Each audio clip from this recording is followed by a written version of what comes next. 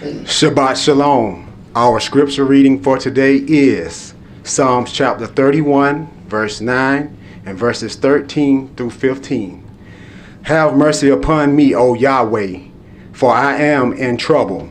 My eye is consumed with grief, yea, my soul and my belly.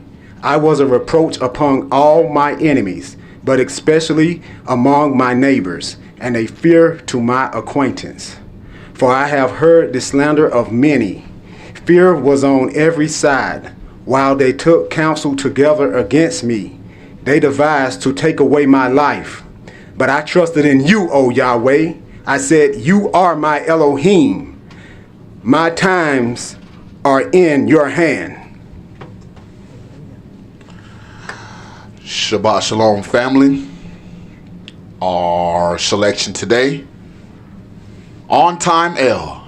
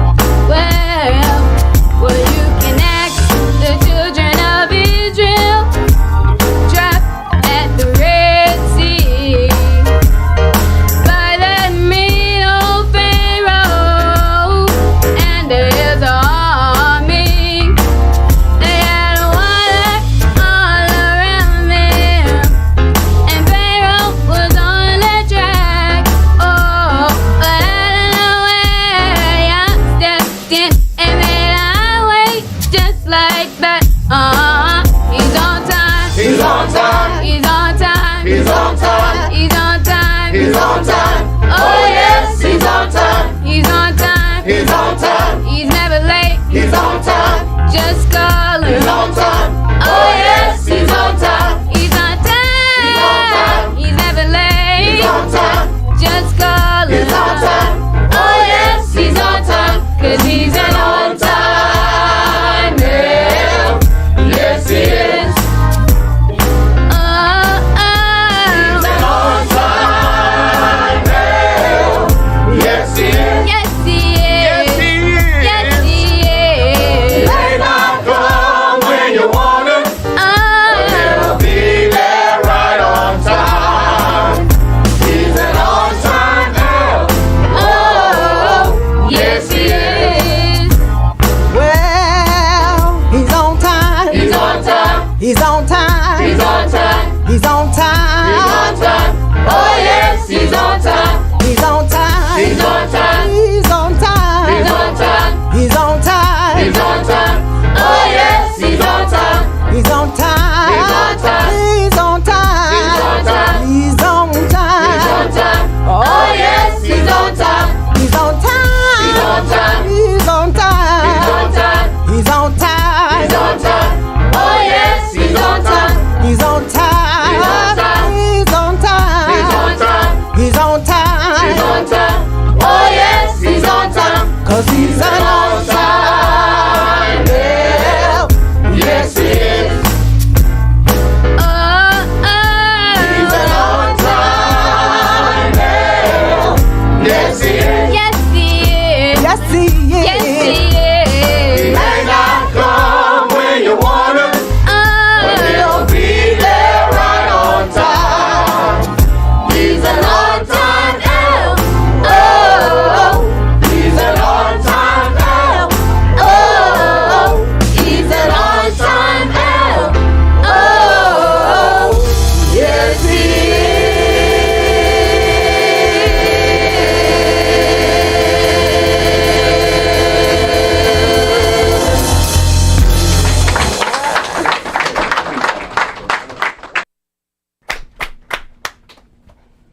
The oracles of the UCI. 1 Peter chapter 4, verses 7 through 11. But the end of all things is at hand. Be you therefore sober and watch unto prayer. And above all things have fervent love among yourselves, for love shall cover the multitude of sins. Use hospitality one to another without grudging. As every man has received the gift, even so minister the same one to another as good stewards of the manifold grace of Elohim. If any man speak, let him speak as the oracles of Elohim. If any man minister, let him do it as of the ability which Elohim gives, that Elohim in all things may be glorified through Yahshua the Mashiach, to whom be praise and dominion forever and ever. Amen. Ephesians chapter 4, verses 29 through chapter 5 and verse 4. Let no corrupt communication proceed out of your mouth, but that which is good to the use of edifying, that it may minister grace unto the hearers. And grieve not the Holy Spirit of Elohim, whereby you're sealed until the day of redemption. Let all bitterness and wrath and anger and clamor and evil speaking be put away from you with all malice. And be you kind one to another, tender-hearted, forgiving one another, even as Elohim for Yahshua's sake has forgiven you. Be you therefore followers of Elohim, as their children, and walk in love, as the Mashiach also have loved us, and has given himself for us an offering and sacrifice to Elohim for a sweet-smelling savor. But fornication, and all uncleanness, or covetousness, let it not be once named among you as becomes saints. Neither filthiness, nor foolish talking, nor jesting, which are not convenient, but rather given of thanks. Ecclesiastes chapter 5, verses 1 and 2. Keep your foot when you go to the house of Elohim, and be more ready to hear than to give the sacrifice of fools, for they consider not that they do evil. Be not rash with your mouth, and let not your heart be hasty to utter anything before Elohim. For Elohim is in heaven, and you upon earth, therefore let your words be few. Exodus chapter 23, verses 20 and 21. Behold, I send an angel before you, to keep you in the way, and to bring you into the place which I have prepared. Beware of him, and obey his voice. Provoke him not, for For he will not pardon your transgressions, for my name is in him. Revelations chapter 3, verses 20 through 22. Behold, I stand at the door and knock. If any man hear my voice and open the door, I will come into him and will sup with him, and he with me. To him that overcomes will I grant to sit with me in my throne, even as I have also overcame and am sat down with my Father in his throne. He that has an ear, let him hear what the Spirit says unto the churches. Amen and hallelujah. Praise Yah. Shabbat Shalom. Shabbat Shalom. Which is peace on Yahweh's holy Sabbath day. Welcome to another holy convocation that Yahweh has enjoined unto us here in Stone Mountain. First of all, praise Yahweh for our choir. That was a beautiful selection. And when you talk about timing, Yahweh is an on-time El, and you have to learn to trust in the only one whose clock really matters. I mean, you gotta watch. I gotta watch. But what's on your watch don't matter.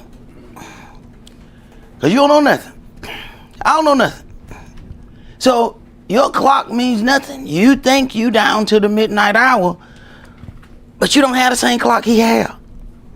He's got a different timing than what we have going on. And you know, even in the things of the choir, before when we were having all these sound issues, we just recently got a new mixer. I needed to make sure y'all knew that the sound you didn't need any more enhancements. There were some individuals that needed to be dropped off. You didn't need no new tools. So I made sure y'all got all of that right. Then I got the new mixer. So you'd understand that the sound that you having is not because you got the mixer. See, I made sure you got that sound first. Then I got the mixer. At least you put all your trust in the new soundboard. The soundboard didn't make you sound good.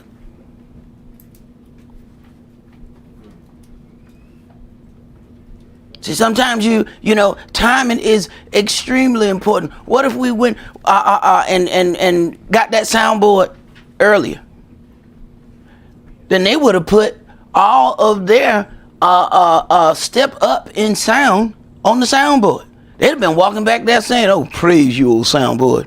Oh, Mackie, you are wonderful. Thou art praised." No, that ain't where it come from. Timing really does matter. Today's sermon is entitled "The Desires of Your Heart," and that is all about timing.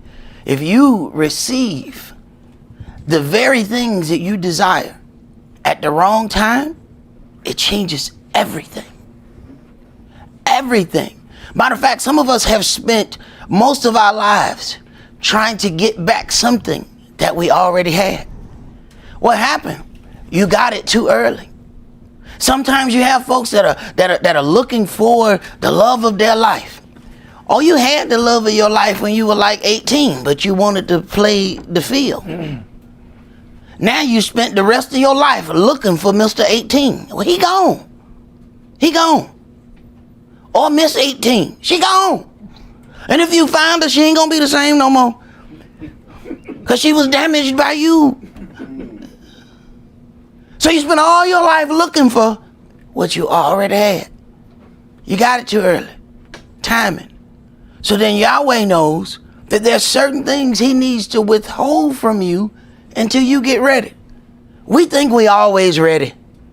We want what we want it yesterday. We were ready yesterday in our mind. But if he give you the desires of your heart before your heart is conditioned, you're going to ruin that which he has given unto you. The path to receiving the desires of our heart is as important as the desire itself. It is important to know how and why you received it. Otherwise, in our triumph, we will inadvertently endanger the very desire we sought so bitterly for. We must remember that at one point in Israel's history, there was no greater desire than to be free and have our own homeland. Before Yahweh would give Israel the desires of their hearts, it was important that he showed them what was really in their hearts. This was an important step because the ultimate question for Israel was, and to this day is, what manner of man or woman will you become after you receive the desires of your heart? Let's begin today's sermon in Exodus chapter 23.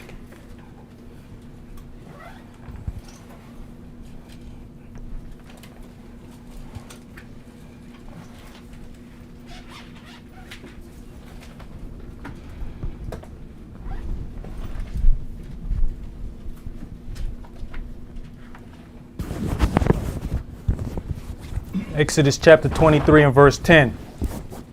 In 6 years you shall sow your land, and shall gather in the fruits thereof. But the 7th year you shall let it rest and lie still, that the poor of your people may eat, and what they leave the beast of the field shall eat. So then there's a certain way that the land is supposed to be treated. We understand that under the current rulership of the earth, that's not happening. Now, one thing that people want to do, they want to take credit for all the good things that happen under their rulership. But when the bad things take place, they want to point blame at everybody else. Understand, as it is written, this is the time of the Gentiles. The Gentiles are in power on the earth, thereby also meaning that the condition of the earth has depleted in your hands. Because everything has been about money, money, money, money, money. They have completely forgotten, you kind of need to take care of the earth. So now we got fake clouds so they can block the sun. All of that stuff that they spraying, making all of us sick. Now, how fast do things change? The previous president said that there was no climate change. The very next president get in, and we're dealing with the hottest season all over the earth ever. So all these fake clouds are supposed to block the sun. That ain't gonna work. Can't block no sun. They are contemplating making fake volcanic explosions because they know that will block the sun. They burning up. But they've been worshiping the sun for generations. So what did he say? I'm gonna give it to you. You want to worship? I thought you want to worship. I'm sitting in your living room. There it is. Worship him. The Pope's staff is a sunburst. When he came to worship in Yankee Stadium, he was standing in the middle of a sunburst. Do you understand that's fire? Fire is cute until you in it. Oh, I love to sit down at the fire pit and watch the fire. I don't want to be in the fire. It's cute because I'm not in it. They think that's cute standing in that fireball. But what you going to do when he bring you that fireball, though? Go ahead. In like manner you shall deal with your vineyard and with your olive yard. 6 days you shall do your work, and on the 7th day you shall rest, that your ox and your ass may rest, and the son of your handmaid and the stranger may be refreshed. Right. When you rest, everything around you rests. See, this is not just a situation whereby you rest, but then you make them work. See, that's how we operate. There's another seat in here, brother. Sitting around here just hovering around the door. Make me nervous when big black people keep moving by the door, man. You know what I'm talking about? I'm shell shocked, bro. You can't keep doing it. I just play. Go ahead, bro. Verse 13. And in all things that I have said unto you, be circumspect, and make no mention of the name of other gods, neither let it be heard out of your mouth. They named the days of the week after their gods. So this is how you know that you're walking in the middle of a curse. You can't even say the days without mentioning a God. You can't even say their months without mentioning a God. See, these instructions were given unto us because we were going to be in our land. Now, we're living in day-to-day curses because we have to say this. January is named after the god Janus, the two-headed god. That's why they celebrate Watch Night, December 31st. So they can celebrate the two-headed God, and then they do mock rituals and make you look to the back of the sanctuary and in the front of the sanctuary, and they do it at midnight. That whole thing is worship a pagan God, and we learned it in church. You ain't learned that in no juke joint. You didn't learn that at the trap house. No, you learned that at church.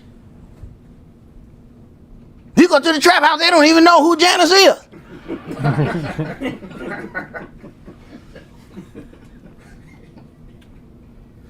Go ahead, bro.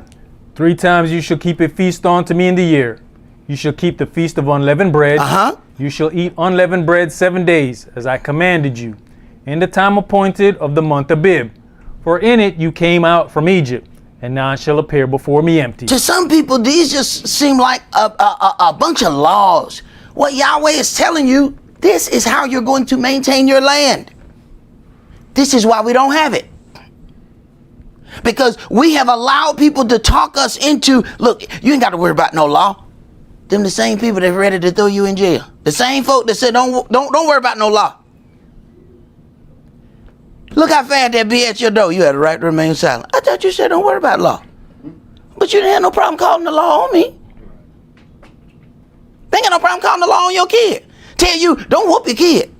Because they already got a nice prison cell waiting for them. You better whoop them now. Go ahead. And the feast of harvest, the first fruits of your labors, which you have sown in the field. And the feast of ingathering, which is in the end of the year, when you have gathered in your labors out of the field. Right, 3 times in a year, but because you find different names as Feast of Harvest, you know, when you start talking about Pentecost and those things, a lot of people don't even know that they're keeping a Old Testament holy day. But because Penta is a Greek term that means 50, most people think, well, you know, we don't deal with none of that stuff in the law. Where do you think Pentecost come from? But you see the power in changing the name? That's also why they changed the name of Yahshua to Jesus. Because if you change the name to Jesus, you can also change the likeness to fit the name. So you first change the name to a Gentile name, then you can change the image to a Gentile. See, it's hard to give somebody a image of Abdullah. And he looked like Bob. You're like, wait a minute, that don't look like an Abdullah. I haven't seen a few Bobs and a few Abdullahs, but that dude don't look like his name's Abdullah. I'm just calling it like I see it. So if you're gonna change the image, you got to first change the name. So once they changed the name to Jesus, it was real easy to go ahead and give us the image. The image and the name fits. But imagine if they didn't change the name. You'll start asking questions. Go ahead, bro. Verse 17. 3 times in the year all your males shall appear before the Adonai. Right. This is even experienced in heaven. We read in Job chapter 1 and chapter 2, back to back, all the angels had to come and make their appearance, and the adversary of the devil came as well. He's an angel, isn't he? So he came to make his appearance. So as it is written, let it be done on earth as it is in heaven. So the same thing that we are commanded to do, so are they. But yet people have somehow convinced us that you don't have to worry about law. Who would talk you into that? Somebody who wants to rule over you. You ain't got to worry about law because they're going to be it for you. But see, this is also something that Yahweh has to deal with their heart before they want their own homeland. But with your own homeland comes responsibility. There's no more, just let the people, they'll take care of it. See, when you're a slave, the ruling authority takes care of everything. There's no more of that when you become in charge of your own land. You have to take care of that. Are you ready to take on that responsibility? We're ready to be free, so we think. But there's a price to pay for freedom. Freedom ain't free. Go ahead. You shall not offer the blood of my sacrifice with leavened bread, neither shall the fat of my sacrifice remain until the morning. The first of the first fruits of your land you shall bring into the house of Yahweh your Elohim. You shall not seethe a kid in his mother's milk. All right, let's go to Leviticus chapter 18. See, when you understand the basis behind what Yahweh was doing, then no one will be able to poison you against his law, saying that, it's just a bunch of old rules and regulations that we don't have to worry about. It's not walking in those rules and regulations that has us scattered all across the globe. And we're not just here in America, we in South America, we in every place you can think of. And if you ain't sure about that, just watch the Olympics and watch how many people come across that screen look just like you. Now their name gonna be just as strange. Their name's gonna match the place where they live. But they face gonna look like yours. And if you take all of that, we as a nation should get all the gold medals. They be like, this person from France. No, he ain't. That's Pookie Johnson. He is not from France. That's Pookie. Give us that gold medal. That's ours. If we went and collected all the gold medals that came from folk who look like us, we'd have all of them. Because folk getting gold medals, and they say, oh, this person is such and such. Yeah, that's where you drop their family off. Go ahead. Leviticus chapter 18 and verse 1. And Yahweh spake unto Moshe, saying, Speak unto the children of Israel, and say unto them, I am Yahweh your El. After the doings of the land of Egypt, wherein you dwell, shall you not do. Okay, so they want this land, but your heart has to be conditioned for the very thing that it is that you desire. You think you're ready for that. Are you ready for it? Of course you're ready to be out from up under chains. Of course you're ready to move freely. But are you ready to deal with the responsibility that's going to come from that? Ain't no more passive just sitting by and let things happen. When it's your land, you are responsible for everything that happens in it. Ain't no way, such and such did that. No, I'm coming to you. You in charge of the land. I don't care who you let do it. It's your fault. Are you ready for that responsibility? You can't just want to be free, but then you're not ready to take on the responsibility that comes along with that. Go ahead.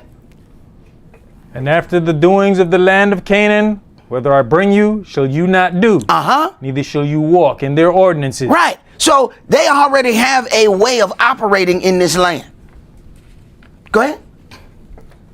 You shall do my judgments and keep mine ordinances. To walk therein, I am Yahweh your El. You shall therefore keep my statutes and my judgments, which if a man do, he shall live in them. I am Yahweh.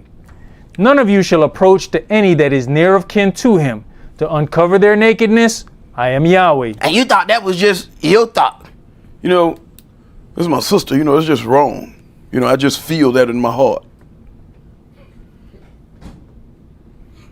What you feel in your heart is heartburn from what you ate last night. This is word. Okay? That didn't come from you. That came from people handing down certain things, and you learned, okay, well, this is wrong. But the basis from it comes from here. It wasn't your decision. It wasn't your own goodness. Go ahead. The nakedness of your father or the nakedness of your mother shall you not uncover. She is your mother. You shall not uncover her nakedness. The nakedness of your father's wife shall you not uncover. It is your father's nakedness. The nakedness of your sister, the daughter of your father or daughter of your mother, whether she be born at home or born abroad, even their nakedness you shall not uncover. The nakedness of your son's daughter or of your daughter's daughter, even their nakedness you shall not uncover, for theirs is your own nakedness. The nakedness of your father's wife's daughter, begotten of your father, she's your sister. You shall not uncover her nakedness. You shall not uncover the nakedness of your father's sister. She's your father's nearest kinswoman. You shall not uncover the nakedness of your mother's sister, for she is your mother's near kinswoman. You shall not uncover the nakedness of your father's brother. You shall not approach to his wife. She is your aunt. Right. You shall not uncover the nakedness of your father's brother. Now listen, you shall not approach to his wife. If you approach unto his wife, that's his nakedness. This is why some people don't understand when you start reading and it starts talking about the sons of Noah and they saw his nakedness. His nakedness includes his wife.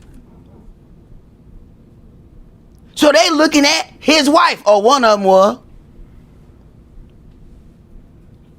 That's not allowed. And people say, well, you know, they were drunk. Yeah, but they were drunk in their tent. What you do in your tent, your business.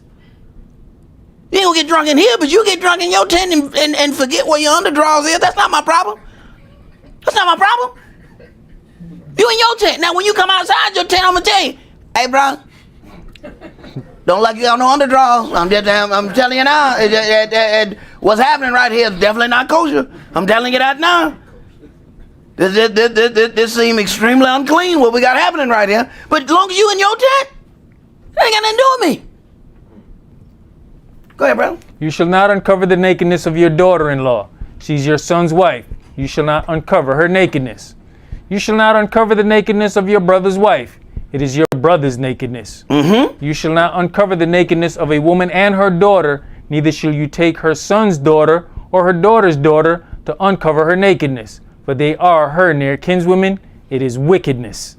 Neither shall you take a wife to her sister, to vex her, to uncover her nakedness, beside the other in her lifetime. Also, you shall not approach unto a woman to uncover her nakedness, as long as she is put apart for her uncleanness. Moreover, you shall not lie carnally with your neighbor's wife to defile yourself with her. And you shall not let any of your seed pass through the fire to Molech. Neither shall you profane the name of your Elohim. I am Yahweh. Right. Because these other individuals are sacrificing their kids. This was a normal practice in some parts. You have to ask, before any of this is set up, why would Yahweh say, Abraham, go sacrifice your kid? Why would he ask that? Oh, they got all this kind of stuff going on. But he's got to specifically tell them. You wouldn't think that somebody had to specifically tell you, hey, don't sacrifice your kid in that fire. I wouldn't think that would be something that you would have to tell me. But when we hang around people, we pick up their ways. Go ahead. You shall not lie with mankind as with womankind. It is abomination. Neither shall you lie with any beast to defile yourself therewith. Neither shall any woman stand before a beast to lie down thereto. It is confusion. Defile not yourselves in any of these things, for in all these the nations are defiled, which I cast out before you. So, what caused them to lose the land are the very things that he's stating here. So you can look at these as some empty laws or some old things that is not really valid, but do understand, you shall not remain in the land if you do the very things that the people who are kicked out before you did. So people want to ask you, well, what is your opinion about this lifestyle? I can tell you what my God say about certain things, and he say, I'm going to get kicked out. Now, people don't want to take certain things serious, but let it come to their personal homes. They have some of y'all live in places where they got those them little land covenants. What y'all call them things? Oh, HOA. HOA. I'm too broke to have those. them little things. Well, they tell you what you can do, and if you don't abide by those things, they start finding you. Let them come and say, we're going to kick you out of this property. Oh, everybody go through the house. Tell them, hey, stop doing this. Stop doing this. We're going to lose our house. You have to understand what Yahweh is saying right here. This is not a suggestion. This is not, one of those things where, I just want to mind my own business. I'm going to let everybody do that. You can do that here. You do it in his land, you're going to be homeless. You got a problem? Take it over to him. I'm just reading it. I ain't write it. Go ahead. Verse 25. And the land is defiled, therefore I do visit the lawlessness thereof upon it. The land has been defiled because of the things that happen in it. Now the land is suffering. The land didn't do none of this stuff. The land like, yo, what I do? Why you punishing me? He the one was eating the pork chop and smothered and covered. And you come on here and I got a big old sinkhole in my body. Cause this dude. Go ahead. And the land itself vomits out her inhabitants. The land itself vomits out its inhabitants. If you don't treat the land right, the land is going to revolt against you. And you look at the current condition of the earth.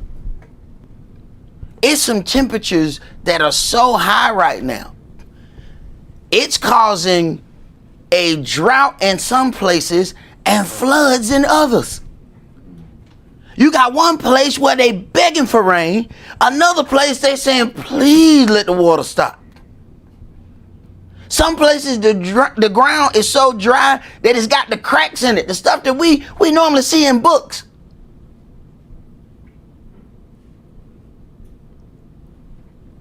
That's the punishment coming to it for how it has operated. Go ahead.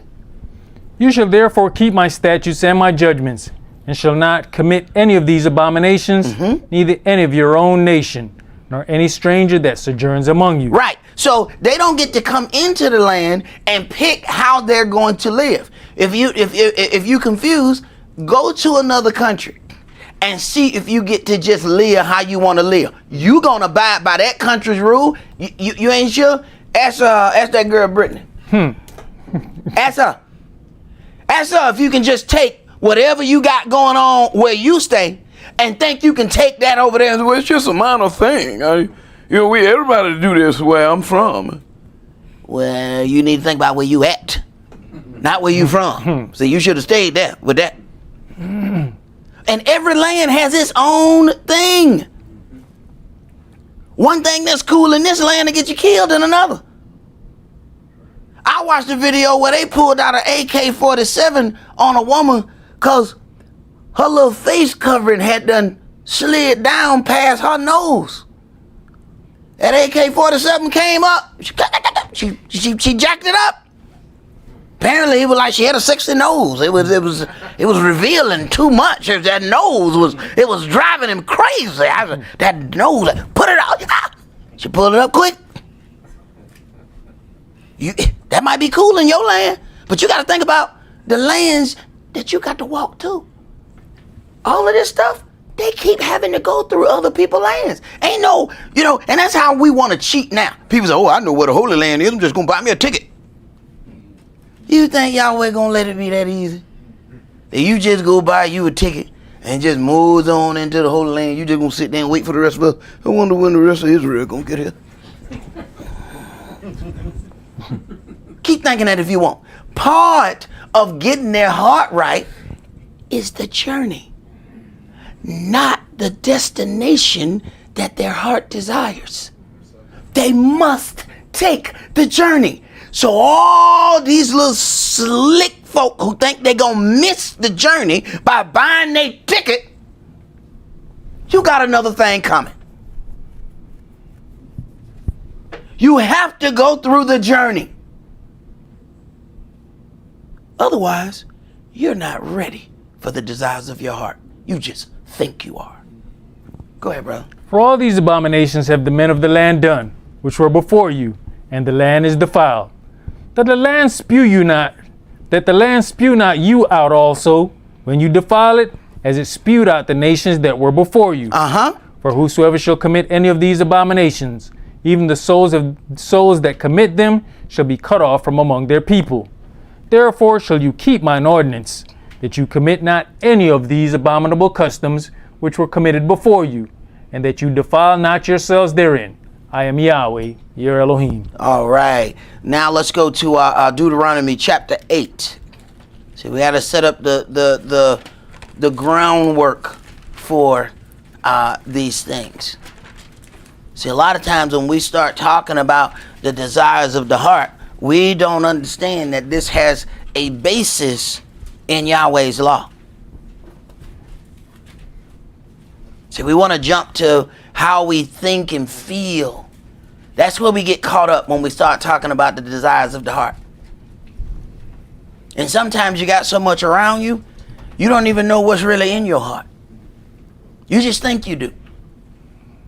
Or we put up a wall long enough that we even fool ourselves about what it is we really want. Deuteronomy chapter 8, let's start that at verse 1. All the commandments which I command you this day shall you observe to do, that you may live and multiply and go in and possess the land which Yahweh sware unto your fathers. This is what you want, right? Go ahead. And you shall remember all the way which Yahweh your Elohim led you these 40 years in the wilderness, to humble you and prove you, to know what was in your heart. He did all that so you'd know what was in your heart. 40 years? 40 years it took for him to humble, prove, so that you would know what's in your heart. See, what we focusing on is what that is we want. We thinking about the end result. He's like, no. In this journey, I'm going to show you what's really in there. See, there's some stuff in there that you have, chosen not to see. We're going to have to deal with that because you're going to be held responsible for it when you get this land. Ain't no more blaming it on that mean old Pharaoh. So why you out here, mean old Pharaoh? Pharaoh not here. How you blaming this on Pharaoh? I mean, well, he caused the mindset. See? Oh, really?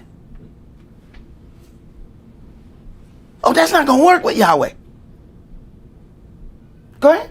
Whether you would keep his commandments or no. Whether you would keep his commandments or no. So he had to prove to Israel what was in Israel's heart.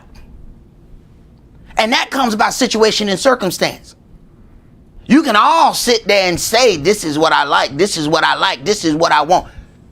But what is truly in your heart, it takes some proving. He says, humble you. He took away food from them so he could prove what was in their heart. He gave them bitter water so he could prove what was in their heart. He took an 11-day journey and stretched it out into 40 years so he could prove what was in their heart.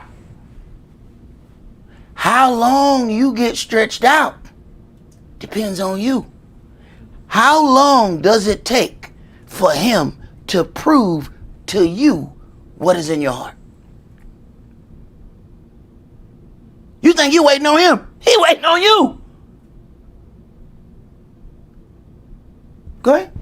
And he humbled you and suffered you to hunger and fed you with manna, which you knew not, neither did your fathers know, that he might make you know that man does not live by bread only. Right.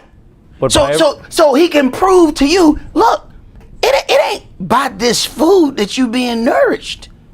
There's something deeper there. Do you not understand this? But what happened if he gives you these things, all of the desires of your heart, but he doesn't go through this process? And none of us like the process. We look back, this was a very trying time in my life. I can't believe I made some of those decisions. But it was some of those decisions that he's going to have to take you through so that you might actually appreciate when you get the desires of your heart. Yes, sir. See, if you get it too early, give a 15-year-old M3 BMW. Stick! Give him a stick! Show him how to change and get how to downshift that thing, get more torque. And then jump back up in it. We'll make it, you know what I'm talking about? Make the tires screech a little bit. Let him get a bad man wagon in the curve. See how to hug the curve. It just want to stay in it. You have all but ruined that 15-year-old. Every other car is going to be straight. 15-year-old in a bad man wagon. They get 100, they're going to be like, what is this trash? What is this trash? Baby, this is a top of the line vehicle. Not when I put it in the curve at 110. This was not. This was not like the Batman wagon. This is not it. You've done that child a disservice. You might have thought you did something good for this child, but you have given that child the desires of their heart too early. They're not ready to receive that. They need to get in a hoopty and here it go. Pow, pow. It's good for the spiritual development. Go ahead, bro. Hey, you messing with my 17-year-old right now. That's where his mind is at. Okay? So somebody tell the truth and shame the devil. Where you at? Somebody in the media room upset with you right now. Oh, where you at? Oh, I know you ain't talking about that little skinny boy with them dreads. Yes, sir. Ain't no way in the hell he getting no BMW at no 17. I will whoop your tail myself. Yeah, I wouldn't be buying it. I don't give a damn who back. I'ma snatch him out of it. That boy drive fast in his sleep. He be sleep. Son, what you doing? I was changing gears, son. I was changing gears. Absolutely not. Read, bro. But by every word that proceeds out of the mouth of Yahweh does man live. Your raiment waxed not old upon you, neither did your foot swell these 40 years. You shall also consider in your heart that, as a man chastened his son, so Yahweh your Elohim chastened you. Therefore you shall keep the commandments of Yahweh your El, to walk in his ways, and to fear him. For Yahweh your El brings you into a good land, a land of brooks of water, of fountains and depths that spring out of valleys and hills, a land of wheat and barley, and vines and fig trees, and pomegranates, a land of oil, olive, and honey. A land wherein you shall eat bread without scarceness. You shall not lack anything in it. A land whose stones are iron, and out of whose hills you may dig brass. When you have eaten and are full, then you shall bless Yahweh your Elohim for the good land which he has given you. And this is where we have the biggest problem. Because this is when we come off the path. When we are fed to the full. See, when you deal with that timing, I have friends that I grew up with, some who was in the street and they hustled and got certain things, and then you have those who worked. The ones who hustled, they got their stuff quick. They got all this nice stuff. Then the police raid came and took every last bit of it, and they had to start over. Then they hustled again. They got it back. Another police raid took it all. They hustled. Then they had to deal with the robbing crew. Wasn't the police this time. The robbing crew came, and then they took it. The guy on the left was slowly working. At the end of the day, I now look at the hood friends and the work friends. You know they're in the same place? The guy working has all the same nice fixed up cars, the nice house. He's got everything the drug dealer got. What you have to sometimes focus on is not getting, but not losing. The thing that happened with the guy on the left is that he didn't lose anything. So everything that he got just kept accumulating. While Mr. Fast Pants, every time he got something, he lost something. So he's constantly in a game of get and lose, get and lose, get and lose. So sometimes you're looking at people and you see that they have all of these things. They didn't get all those things overnight. It didn't come about because they received a lot. It came because Yahweh showed them how not to keep losing what they have. Go ahead, bro. Deuteronomy chapter 8 and verse 11. Beware that you forget not Yahweh your Elohim in not keeping his commandments and his judgments and his statutes, which I command you this day. Lest when you have eaten and are full, and have built goodly houses and dwelt therein, and when your herds and your flocks multiply, and your silver and your gold is multiplied, and all that you have is multiplied. This is when we in our biggest thing. See, we desire something, we desire it. All right, well, what kind of person you going to be when you get it? See, then that's when we forget Yahweh. We'll pray to Yahweh for something, he give it to us, and then we ain't been in church in 2 years. He gave you everything you asked for. But what you gonna do when you get it? And do you make him take it back just to get you? And you put yourself in that situation. You put yourself in that. If the only way he can talk to you is by taking something from you, what choice did you give him? You all but said, please take this. Please take it.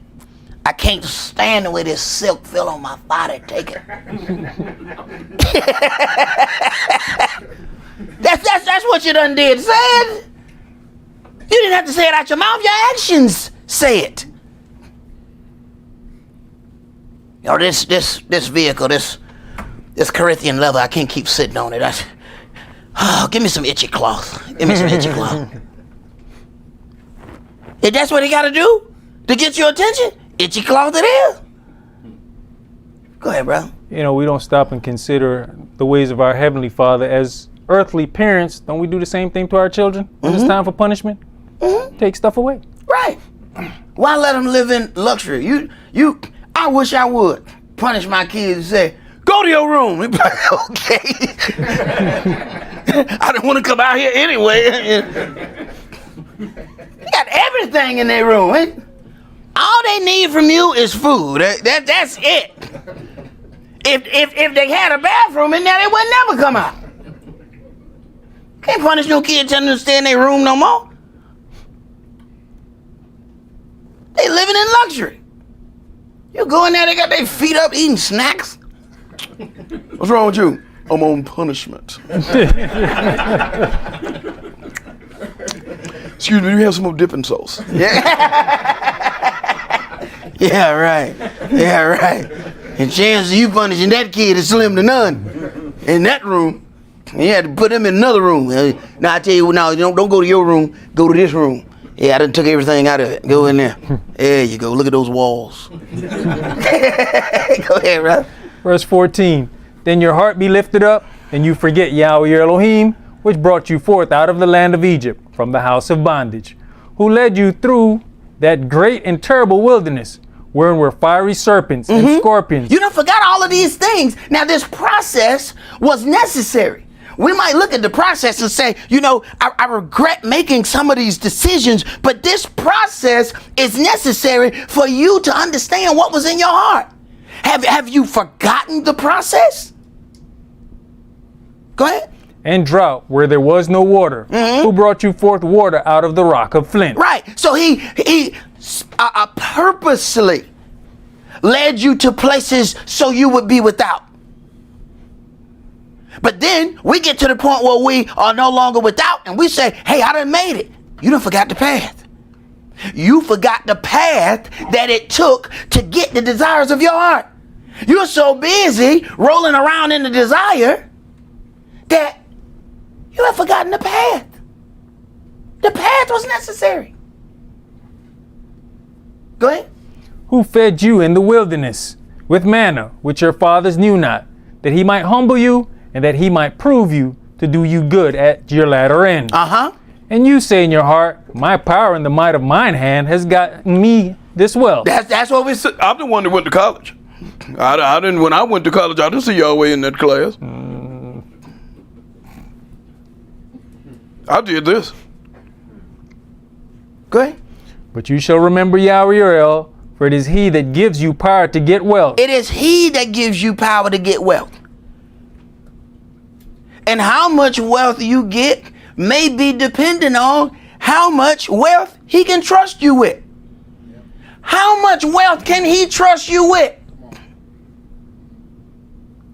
What it says, there was talents. One had two, one had five. What was in the heart of the one with two versus the one with five? Yahweh saw it a thing. This man can handle five. Not only can he handle five, but he's going to double this five and make 10. What was different between one man and the other? But see, we won't look internally. We'll look externally. Look at all that brother got over there. Yahweh showed and blessed him. Make me sick. But you don't know what kind of hell that man went through. You don't know the process that man went through to get. You don't know the scorpions, the snake pits, all of those things. You wasn't there for none of that. You can't count none of that man's blessings. You wasn't there to count his scorpions. Go ahead. That he may establish his covenant which he sware unto your fathers, as it is this day. And it shall be, if you do at all forget Yahweh your Elohim, and walk after other gods, and serve them, and worship them, I testify against you this day that you shall surely perish. Right. And what they give us today is holidays so that we will worship those other gods. See, it is a slick way of pushing us into worshiping other gods. And then you got to sit there and fight your family, you know. What, God don't like mothers? Are you in this? God don't like Mother's Day? What's wrong with Mother's Day? What kind of God you serving now? Now they're gonna push you. Try to make you feel guilty. You done lost all your motherly love. Surely you can give me some flowers or something. Go ahead, brother.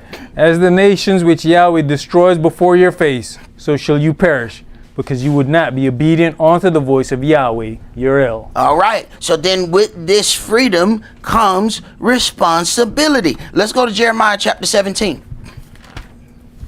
So Yahweh says, I purposely sent you through these things so that you would know what is in your heart. There's some things that's in your heart that's going to surprise you.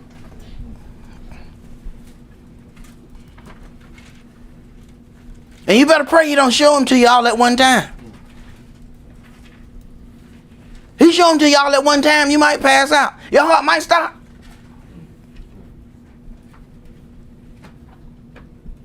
We don't even see the blessing in that. We be like, oh, man, I thought I was done with this mess. Oh, you want to get done? He'll get it done real quick. He can just open it up and put it all on the table. Are you going to be able to operate in the morning once he show you everything that's in there? You might want to enjoy his process here a little, there a little. Okay? You might not want to ask for, let's just go ahead and get it all over with, Yahweh. Put it all on the table.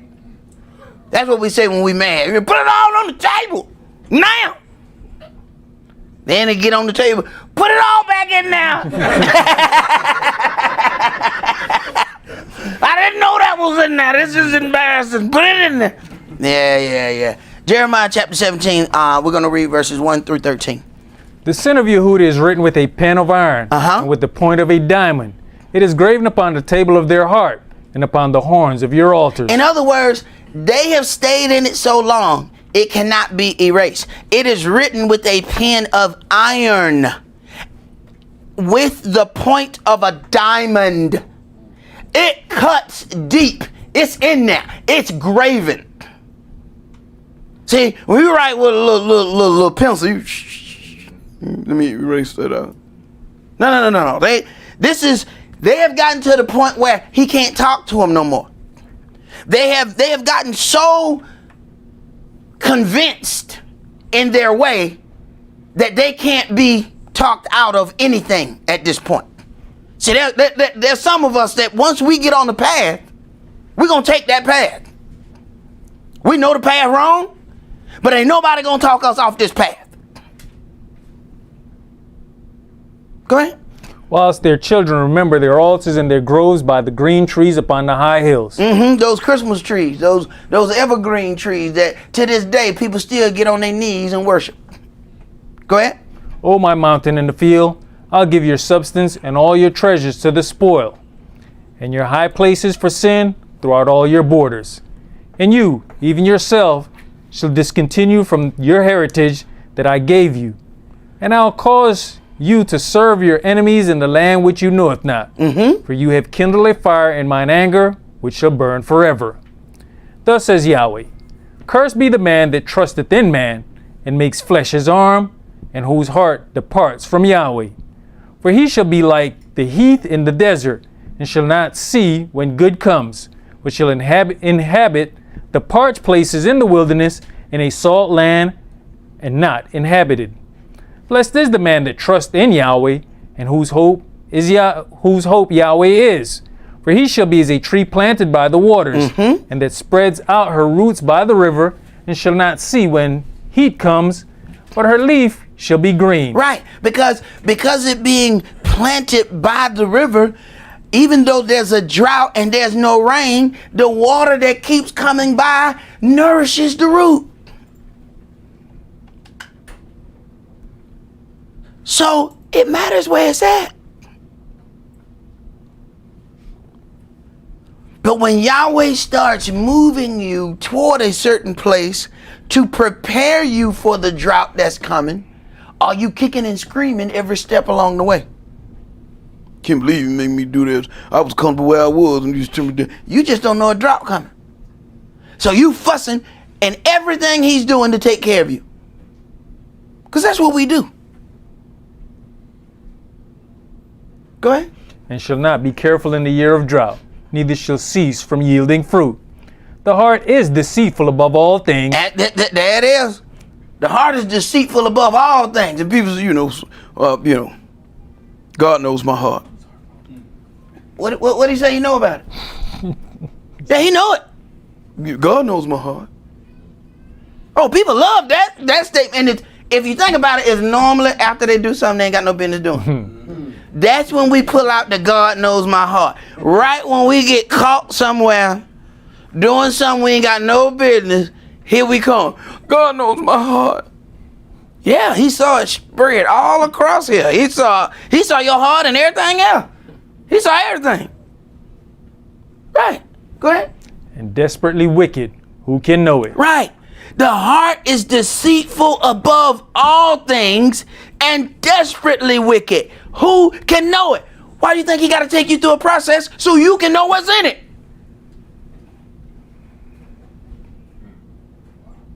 Go ahead.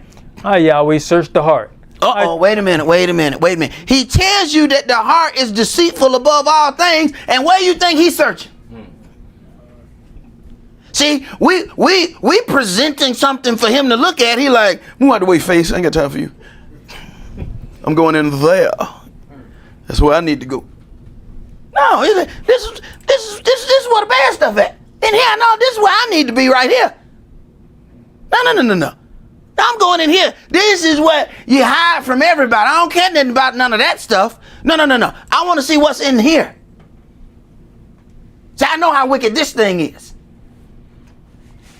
The one thing you can't say to somebody is tell them about something that they made. Man, who are you talking to? You do know I made you, right? You don't understand how this whole thing works. I mean, you probably just figured this out last week. Look here. I know because I put this together. So I know how all this works. You can't fool him. When you go to a dealership and it's the dealership of the car, oh, they know every change you done made to that car. When you put this little bell on the left tire right here. What? What are you talking about? It's this little thing right here. Man, how you see that? It's his job. They made this car. They know everything that come on this car, and they know everything that don't.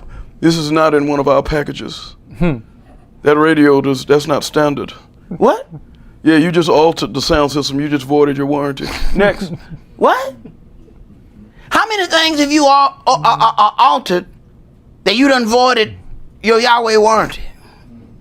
He said, I gave you this, but then you changed it. You voided your warranty. And we trying to take it back to Yahweh. He like, that's not what I gave you. That's not what I gave you. I gave you something like that, but that's not it. No, it looked like you changed it. You decided to rewire it, didn't you? No, you voided your warranty. I hope you worked that out. Next. Go ahead. I tried the reins, even to give every man according to his ways and according to the fruit of his doings. According to the fruit of his doings. For him to do that, he's got to go in and examine the heart. And so that you understand some things, he's got to let you see him examine it. Go ahead. As the partridge sits on eggs and hatches them not, so he that gets riches and not by right shall leave them in the midst of his days. He's going to acquire all these things, but he's going to lose it in the end.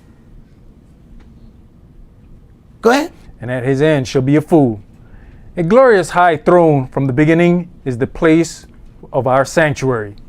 O Yahweh, the hope of Israel, all that forsake you shall be ashamed, and they that depart from me shall be written in the earth, because they have forsaken Yahweh, the fountain of living waters. All right, that's as far as I want to go there. Now, at what cost does one search for the desires of the heart? We constantly hear the term that God knows my heart and only God can judge me. Both of those statements are true. Elohim does know the hearts of men, and he shall indeed judge us all. The judgment of mankind will not only come by what was in our heart, but by also what was written in the law and how our thoughts and deeds pertain to what was written in the law. Proverbs 18 verse 2 states that a fool has no delight in understanding, but that his heart may discover itself. We begin to make excuses for ourselves and our counterparts. When we make statements like, he is a Hebrew, but he's trying to find himself. This is where we want to be stuck, in between being a boy and being a man. We want all the power and ability of a man, but the responsibility and accountability of a boy. This is a double-minded man in the eyes of the Creator. And a double-minded man is dangerous after he acquires the desires of his heart. Let's go to Matthew chapter 6.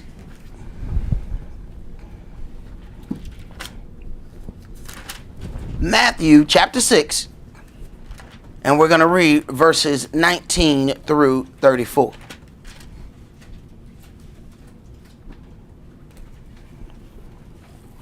Verse 19.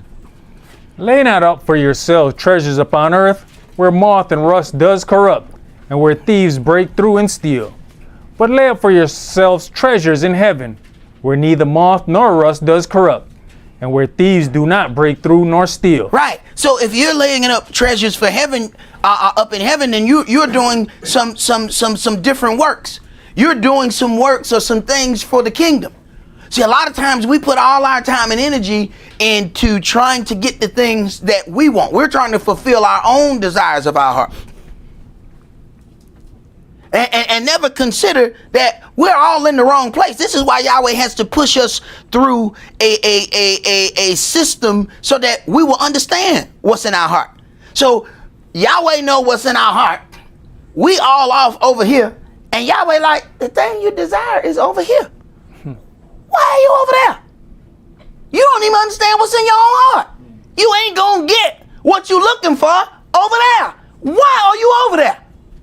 And we'll spend all our time and energy doing some stuff that ain't never going to get us the desires of our heart. So now he's got to show you, sit down. Let me open this thing up so I can show you what's in it. So maybe you'll stop hanging out over here. Because what you're looking for ain't over there. Go ahead, brother. For where your treasure is, there will your heart be also. The light of the body is the eye. If therefore your eye be single, your whole body shall be full of light. But if your eye be evil, your whole body shall be full of darkness. If therefore the light that is in you be darkness, how great is that darkness? No man can serve two masters, for either he will hate the one and love the other, or else he will hold to the one and despise the other. You cannot serve Elohim and Mammon. Right. There's going to be a problem sooner or later. See, this is where that neutrality problem comes in. Well, we just want, I just want to be neutral. I don't want to cause no problems between nobody. Right. Did Christ do that? Did he walk through the temple and say, I'm just going to be neutral. I see y'all in here selling stuff. You know what I'm going to do? I'm just going to let that slide. Because I want to be neutral and I don't want to hurt nobody's feelings. How much for that goat? It's not what he did. When their money went flying and he turned over that table, they understood. Oh, he about that business. Then he said, get this stuff out of here. Make not my Father's house a house of merchandise. Did he go through looking, trying to be calm and even with everybody so that everybody was pleased? No. And if that's your aim, I can tell you, you are not only not going to please the people, but you ain't going to please your Elohim either. Keep on being neutral. Neutral is the only gear that does not have a direction. You ain't going forward and you ain't going backward. Drive, go forward. Reverse, go backwards. Neutral, go wherever the hell everybody else go, wherever the hell the hill is. If you're at the top of the hill, you're rolling down. If you're on this way on the hill, you're going backwards. You're going to go one way or the other, but you ain't in control of it. The atmosphere is in control of your direction if you always neutral. You got to pick a gear. Forward has a purpose. Reverse has a purpose. Neutral is something you end up in.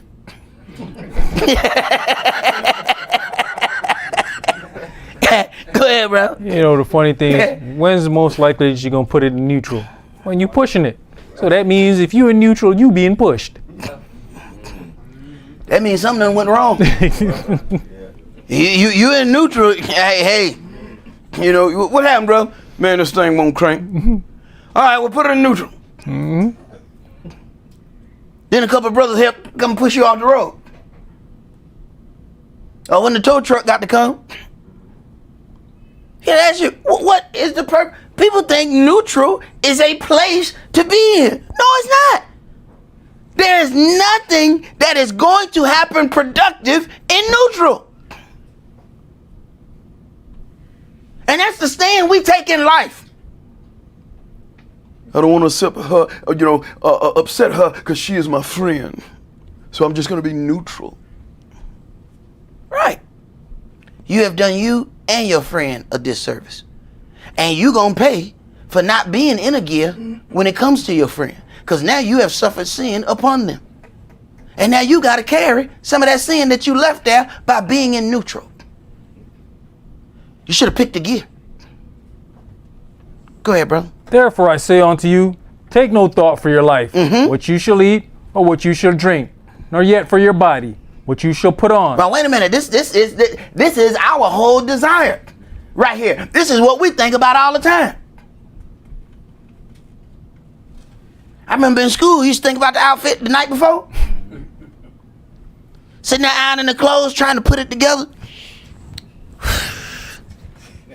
With that yellow stripe in there, with them forces. Boy.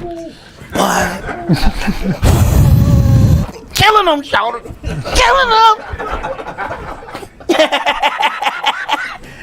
You done laid the clothes across the bed. Change out the shirt, put it over sit the shoes at the end. That's it. That's it right there. That's it. Right. Go ahead, bro. Is not life more than meat, and the body than raiment? Behold the fowls of the air. Don't tell that to no young cat, though. Go ahead. For they sow not, neither do they reap, nor gather into barns. Yet your heavenly Father feeds them. Are you not much better than they? Which of you by taking thought can add 1 cubit onto his stature? And why take you thought for raiment? Consider the lilies of the field, how they grow. They toil not, neither do they spin. And yet I say unto you, that even Shlomo in all his glory was not arrayed like one of these. Wherefore, if Elohim so clothe the grass of the field, which today is, and tomorrow is cast into the oven, shall he not much more clothe you, O you of little faith? Therefore take no thought, saying, what shall we eat? Or what shall we drink? Or wherewithal shall we be clothed? For after all these things do the Gentiles seek. For your heavenly Father knows what you have need of all these things. Right. That's why he want to know, why you over here? I already know what it is you need. Why you over there? Go ahead. But seek you first the kingdom of Elohim. Seek you first the kingdom of Elohim. See, because we have put all our time and energy into trying to receive the desires of our heart and can't figure out why it keeps eluding us. Because you went in the wrong direction. And if you got it, you would squander it anyway. There's some money that I had when I was young. Whew. Boy, if I had that money right now. Woo. Boy, what I did to that money. It's a shame what I did to the money. Shame, shame, shame. I don't even have receipts for all this. I blew through some money so fast, the receipts was just like going down the street and just blowing out the window. I can't even figure out where all the money went. I ain't quite sure if somebody robbed me. I don't know. I spent it so fast, I don't know. But if I had some of that I had done blew in them early, boy, brother be sitting, I would have walked in here taller. The sock grew overnight with it. Go ahead, bro. And his righteousness, and all these things shall be added on to you. So you seek the things concerning the kingdom, and then the desires of your heart shall be added unto you. But that's going to be at his timing, not yours. Because see, he knows the timing and the things that need to take place. You think you ready. And then sometimes the process takes so long that we done forgot certain things. That's why he had to, Yeshua got that. Did you forget the loaves and the multitude that was fed? What? Are you forgetting the journey that I'm sending you through? How is it that you have no faith?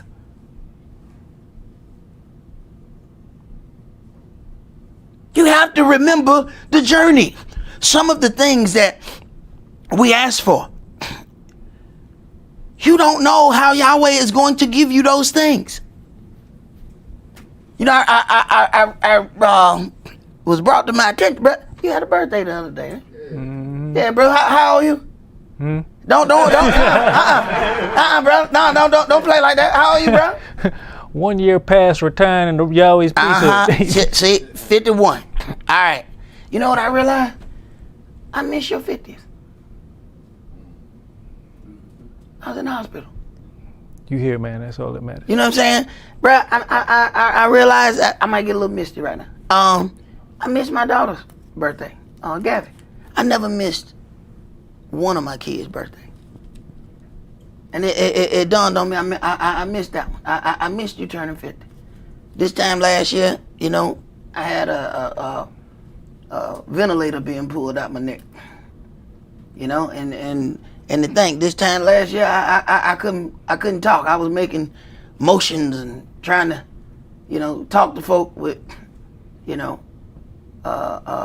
to write stuff down, and then I couldn't write worth nothing either. So no matter what it was I tried to write, they all looked like stick people. It was nobody knew what I was talking about.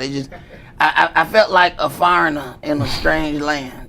Cause everybody just look at you and be like, okay. You know what I'm saying? They just smile at you, and no, that means they don't know what in the world you're talking about. That's what that means. But man, the process was I prayed for several years trying to get a change in my work schedule so I wasn't spending all this time away from my family. And Yahweh, he let you pray for a minute. And all right, did what you want. Now, the path, I wasn't quite ready for. It is what it is. Did what you want, right? Yeah. Did what you want, right? Yeah. Did what you want, right? Yeah. All right. Put your seatbelt on. Because the only way for him to give me what I want is I had to go through the medical tent. Because he knew these folk not going to let you go. I'm going to have to make these people let you go. But the only way for me to do that, I'm going to have to put you on, I'm going to have to go ahead and put you on the breathing machine. That's the only way they're going to let you go. The average lifespan on the ventilator is 9 days. I was on at 30. To the point where your body don't want to breathe on its own after that. So they had to keep flipping me like a pancake to try to make me start breathing on my own. But it was what I asked for. At the end, he gave me that thing that I asked for. But I had to go through hell to get it. But it's what I prayed for.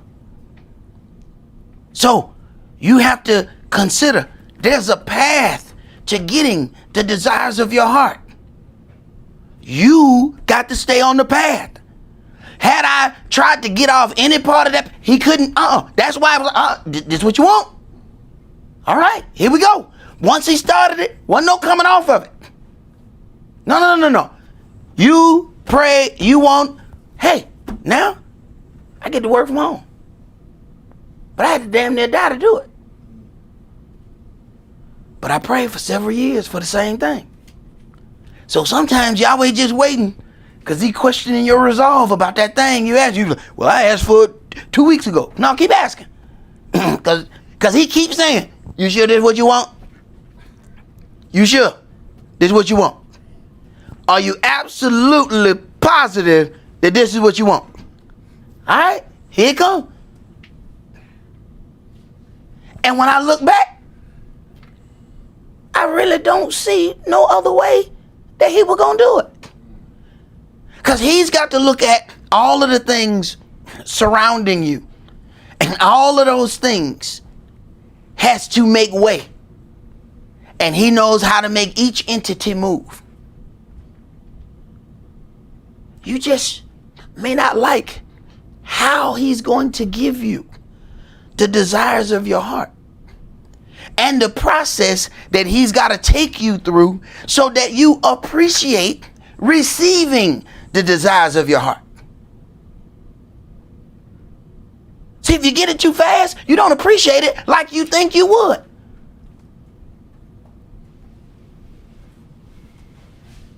Go ahead, bro. I think what they're missing, brother, is the fact of the position you wanted. They weren't going to give it to you. No, they wasn't. Had you not applied for that position before? I had already applied for that position, and they gave 2 lesser individuals the opportunity to have. Both of them was in disciplinary action because they couldn't do their job. So they had to send them through a program so that they would be better at doing their jobs.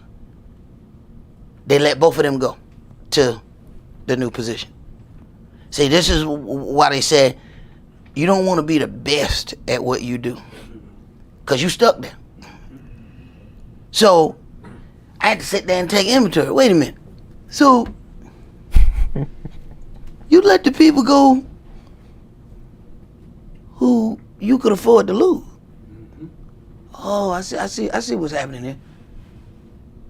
And you know that a blockade doesn't happen when you show up at the office and everybody just keep looking at the ground. When you walk up, hey, how you doing? How you doing? I'm up here. What happened to you? What's going on? Oh, they knew they had them blocked. So, but that was also a part of the process. See?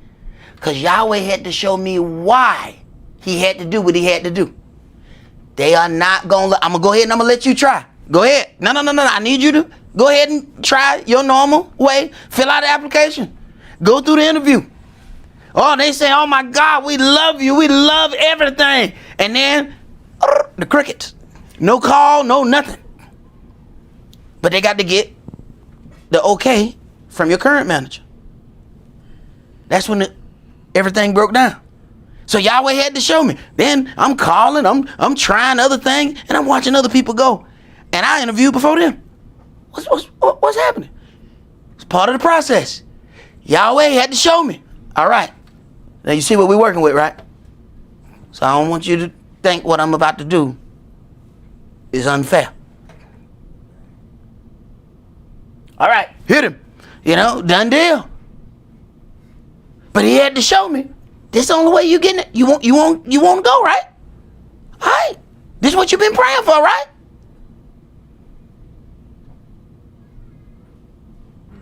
You have to go through the process.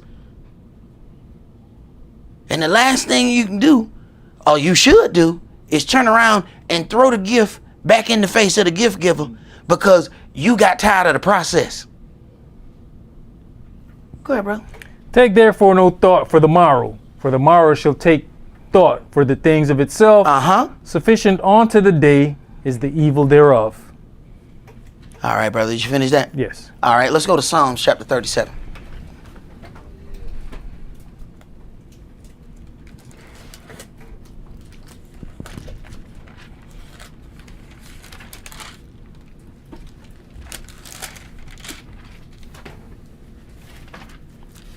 Yeah, how I realized I missed your 50th because I was having a conversation this morning, and it's like his kid's birthday. I said, yeah, he turning 50. Like, no, he turning 51. I said, damn, I missed that one. And it clearly, did not dawn on me that, I wasn't around for that. It's crazy, man. I that just hit me this morning. Well, brother, you missed that. You here, so we ain't missing you. So Hey, bro. bro. Be praised for that. Yeah, praise God, bro. Psalms 37. Let's start that at verse 1. Fret not yourselves because of evildoers, neither be you envious against the workers of lawlessness. For they shall soon be cut down like the grass, and wither as the green herb. Trust in Yahweh, and do good, so shall you dwell in the land, and verily you shall be fed. Delight yourself also in Yahweh, and he shall give you the desires of your heart. Delight yourself in Yahweh, and he shall give you the desires of your heart. But you don't get to decide when that timing is, nor do you get to decide how he's going to give it to you.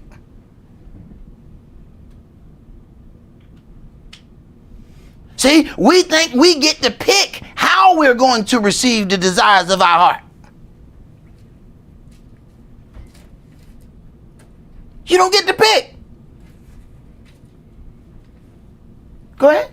Commit your way unto Yahweh. Trust also in him, and he shall bring it to pass. And he shall bring forth your righteousness as the light, and your judgment as the noonday. Rest in Yahweh, and wait patiently for him. Wait patiently for him. You may be praying for something, you may not get it for 15 years. But that is then according to his will. That means he's got something that's going to coincide with the desires of your heart, but then it's going to also work for the benefit of the kingdom. Or you just want it now because that's what you want. But if we operate with his timing, it works for us and for him. Go ahead. Fret not yourself because of him who prospers in his way, because of the man who brings wicked devices to pass. Cease from anger and forsake wrath. Fret not yourself in any wise to do evil. For evildoers shall be cut off, but those that wait upon Yahweh, they shall inherit the earth. Right. It's like the ones who do evil and achieve fast. The ones who wait on Yahweh gonna have way more than the evildoers. They just look like they're getting stuff because they're moving fast. Go ahead. For yet a little while, and the wicked shall not be. Yea, you shall diligently consider his place, and it shall not be. But the meek shall inherit the earth, and shall delight themselves in the abundance of peace. The wicked plots against the just, and gnashes upon him with his teeth. The Adonai shall laugh at him, for he sees that his day is coming. The wicked have drawn out the sword, and have bent their bow, to cast down the poor and needy, and to slay such as be of upright conversation. Their sword shall enter into their own heart, and their bows shall be broken. A little that a righteous man has is better than the riches of many wicked. Right. Because your little is going to do much more than all of their substance. Sometimes I get the most stuff when I am at my brokest point. I have gone in dealerships and said, I'm getting this car because this is what I can afford.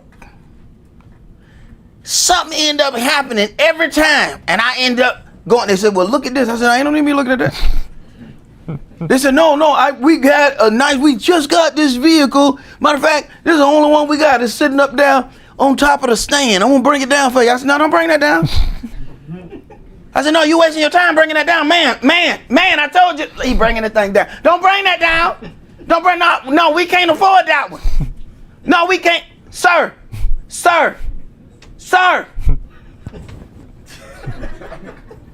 Drive it back up.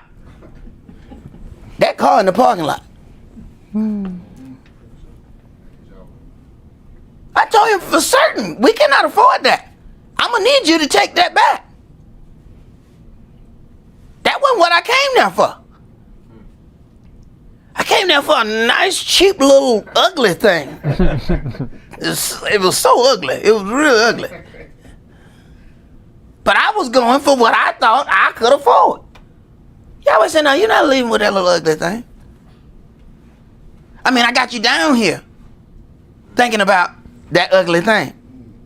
But I used the ugly thing to get you down here because I knew if I showed you that, you wasn't coming down here. So what I did was I got you down here to look at the little ugly thing. Oh my God, it's so ugly.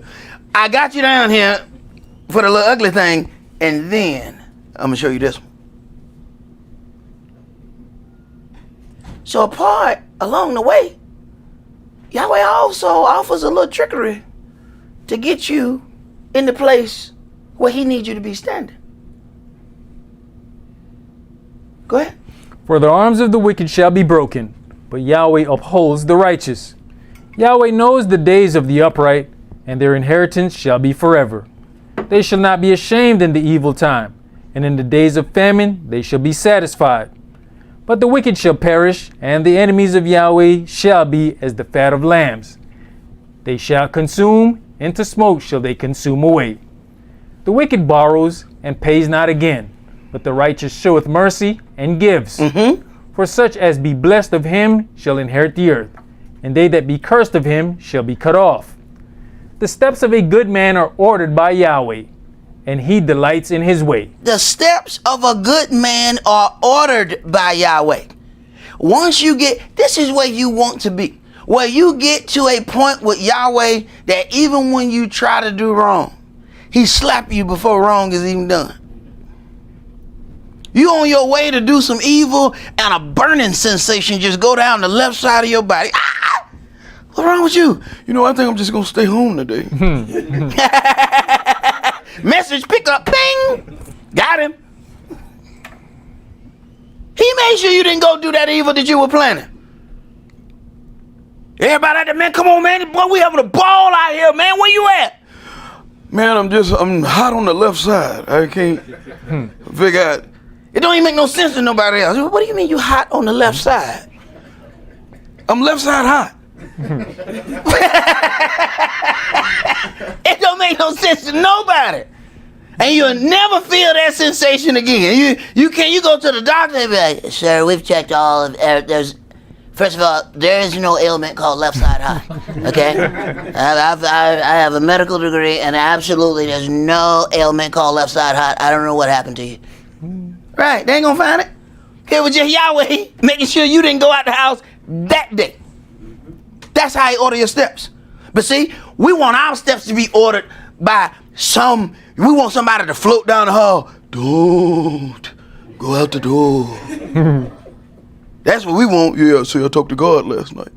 And God said, don't go. He ain't gonna say that. You gonna have the worst pain you ever felt for 14 hours. And you will never feel it again. Just enough. And right when you find out what all that hell that everybody did, say, you know what? What time did the hell stop? Was it 2:17 a.m.? That's how you know. That's when the left side hot went away. Right. Go ahead, bro. Though he fall, he shall not be utterly cast down. For Yahweh upholds him with his hand. And you might not like how he uphold you. See, you might be fussing at him the whole time. He upholding you. Go ahead. I have been young, and now am old. Yet have I not seen the righteous forsaken, nor his seed begging bread. He is ever merciful, and lends, and his seed is blessed. Depart from evil, and do good, and dwell forevermore. For Yahweh loves judgment, and forsakes not his saints. They are preserved forever. But the seed of the wicked shall be cut off. The righteous shall inherit the land, and dwell therein forever. The mouth of the righteous speaks wisdom, and his tongue talks of judgment. The law of his Elohim is in his heart. None of his steps shall slide. The wicked watches the righteous, and seeks to slay him. Yahweh will not leave him in his hand, nor condemn him when he is judged. Wait on Yahweh, and keep his way, and he shall exalt you to inherit the land. When the wicked are cut off, you shall see it. I have seen the wicked in great power, and spreading himself like a green bay tree. Yet he passed away, and lo, he was not.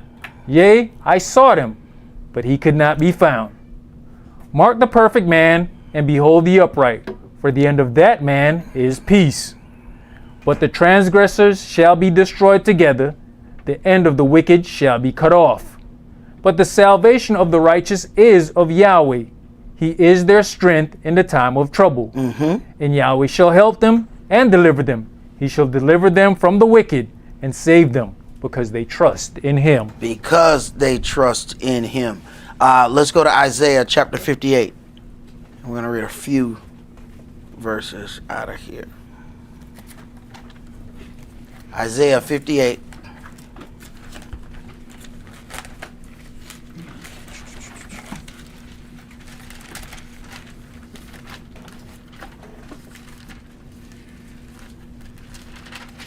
And we're going to read verses 6 through 14.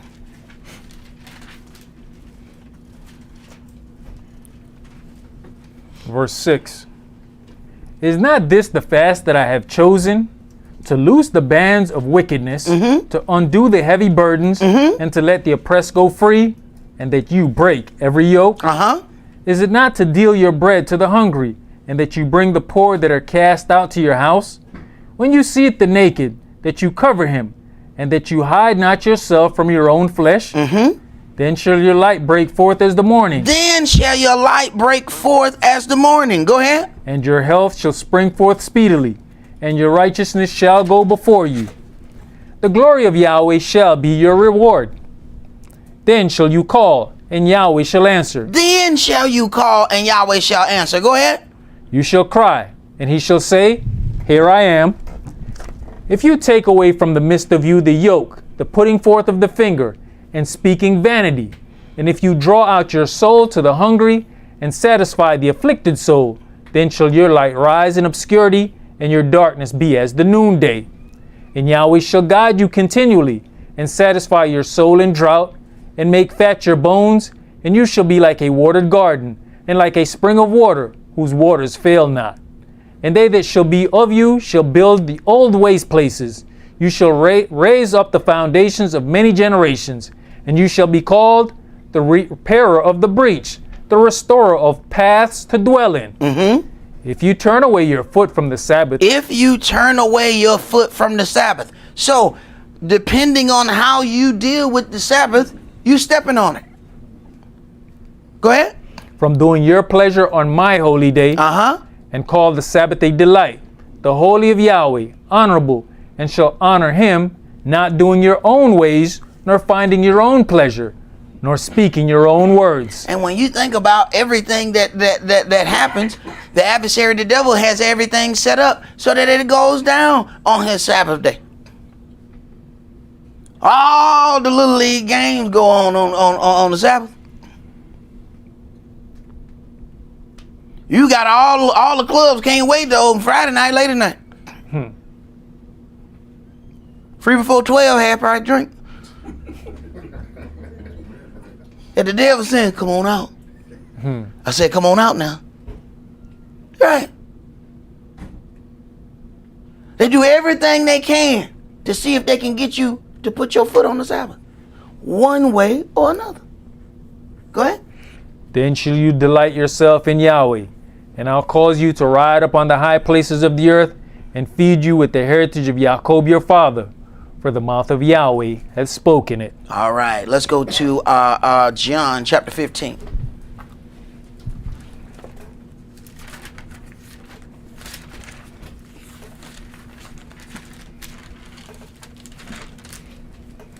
John chapter 15, and we're going to start that at verse 1.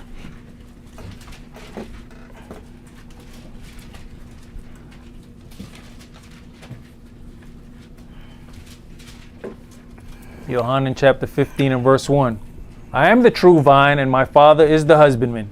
Every branch in me that beareth not fruit, he takes away. And every branch that beareth fruit, he purges it, that it may bring forth more fruit. Right, but do you understand this process? All right? Every branch in me that bears not fruit, he takes away. So he looks and he sees that this is just a branch that doesn't produce anything. So it's taken away. Then there's a branch that bears fruit. Then he purges it. That in itself is an invasive situation as well. Because what he doing, he purging it. He clipping off bits and pieces of it so he can spur more growth from it. But some will say, well, I mean, I'm producing. Why you keep clipping on me? So you can produce more. Go ahead. Now you are clean through the word which I have spoken unto you. Abide in me, and I in you. As the branch cannot bear fruit of itself, except it abide in the vine, no more can you, except you abide in me. I am the vine, you are the branches. He that abides in me, and I in him, the same bring forth much fruit. For without me you can do nothing. If a man abide not in me, he is cast forth as a branch, and is withered, and men gather them, and cast them into the fire, and they are burnt. If you abide in me, and my words abide in you, you shall ask what you will, and it shall be done unto you. Wait a minute. So then there is a process. See, we started with the foundation of the things that were in the law. See, what happens is people jump right to this. You know, if you just ask God for anything, he'll give it to you. What they forgot was the foundation part. And then now they ask for something and he gives them the desires of their heart. But what about the part that happens before that? So that you're able to really operate that thing. Go ahead. You know, brother, I just wanted to touch on verse 3 because we can't continuously go through this, where he says, now you are clean through the word which I have spoken unto you. Clean through the word, not baptized by the word. Yeah, bro. When I saw it, I was like, I ain't gonna say nothing. I ain't gonna say nothing. Go ahead, bro. Herein is my Father glorified, that you bear much fruit, so shall you be my disciples. You know what's bad about that, man? You gotta think about how many people have been tricked by that, and none of those people are baptized. I'm talking about got 50,000 members, not one of them baptized.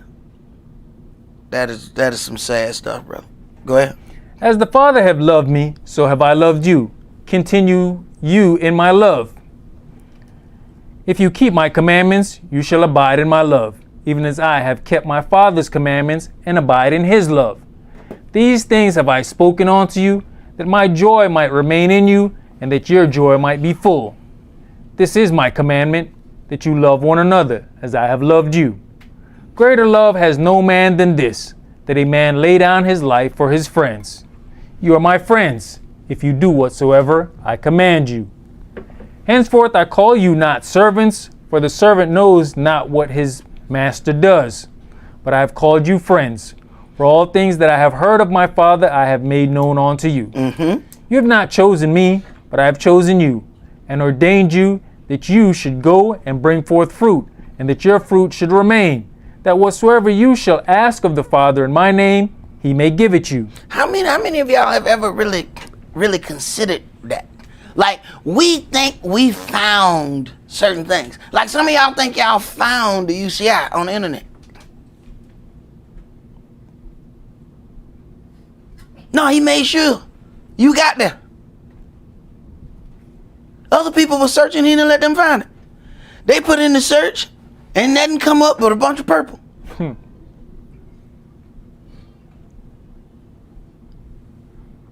You think you found something. No, you didn't find nothing. It found you. You see, you ain't chose me. I chose you. I thought I was just flipping through the channels one day and saw something. Now, this is interesting. Right. He made sure. Sit down. Now put the remote in your hand. Now keep flipping. You know, doing what I normally do. I watch about, just enough to tick my family off. About 5 minutes of the program, right when they get into it. Why you keep changing the channel? Because that's what I do. And mess around. Whoa. This is what I've been searching for. I found it. That's what I said. I found, right. Took me a while to realize it found me. He made sure I was sitting right there at that time with that remote. Go ahead. These things I command you, that you love one another. If the world hates you, know that it hated me before it hated you. Are you ready for that? See, we are ready to get the end part of our desire to be with the Mashiach, but are you ready for the world to hate you? See, some of us make changes so that we can fit in with the world, so the world don't hate us so much. But the world hated him. Go ahead. If you are of the world would love his own. But because you are not of the world, but I have chosen you out of the world, therefore the world hates you. Right. I'm telling you, before this word, I was invited to every shindiggerous event that ever took place. If there was shindiggery, Sock was invited. I was on the top of the invitation list. It was shindiggery, then Sock. The deeper I got in the word, the further my name got down on the shindiggerous invitation list. And then it just fell off. You find out like next week, 2 weeks late, y'all had a party. Oh, for real? Then you start realizing, yeah, they didn't want the word at that party. They didn't want it. They knew, look, we're gonna be doing some things. We don't want him to be coming in here. You know what I'm saying? Don't mention to him about this. Don't you do it. Don't say nothing. Right. Know that the world hated him before it hated you. Go ahead. Remember the word that I said unto you. The servant is not greater than his master. If they have persecuted me, they will also persecute you. If they have kept my sayings, they will keep yours also. But all these things will they do unto you for my name's sake, because they know not him that sent me.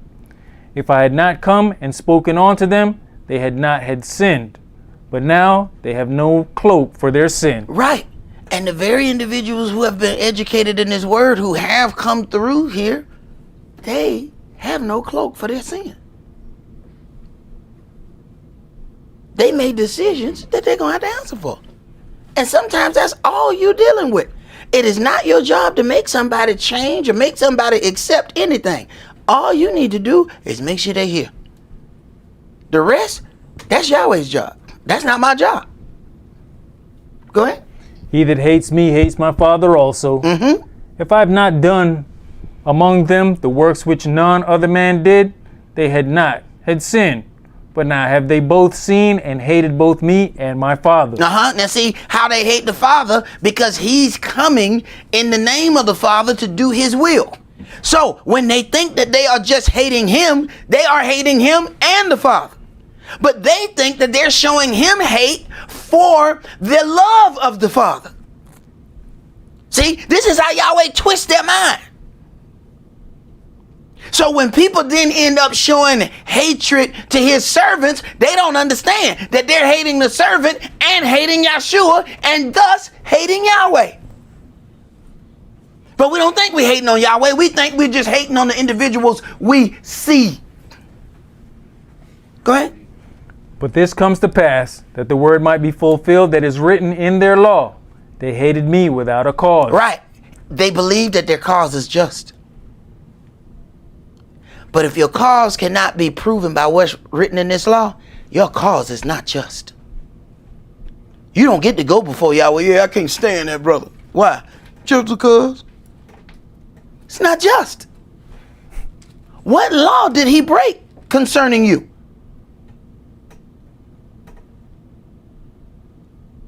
Then your hatred is not just. Go ahead. But when the Comforters come, whom I will send unto you from the Father, even the Spirit of truth, which proceeds from the Father, he will testify of me. And you also shall bear witness, because you have been with me from the beginning. All right, let us hear the conclusion of this matter. Let's go to Psalms chapter 21.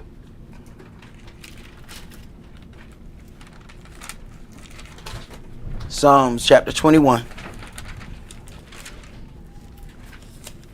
And we're going to read verses 1 through 13.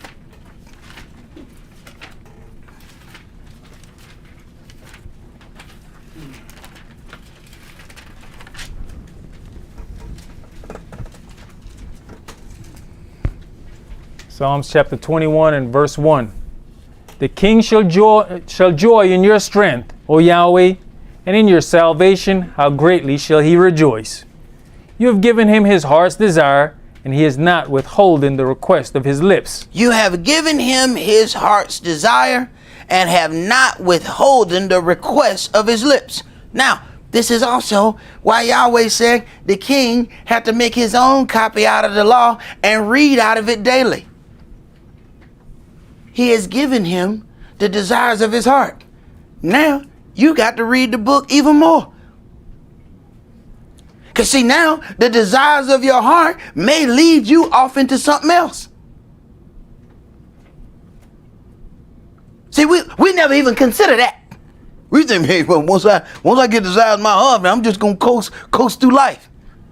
No. You don't understand. There's sometimes the more money you get, the more problem you gonna have. Because now you start entertaining thoughts that you wouldn't, entertain. See, when you know you got Hyundai Sonata money, you start thinking about a Hyundai Sonata. Then you get a raise, and now you at a totally different dealership. Wait a minute, why? No, wait a minute. You prayed for this.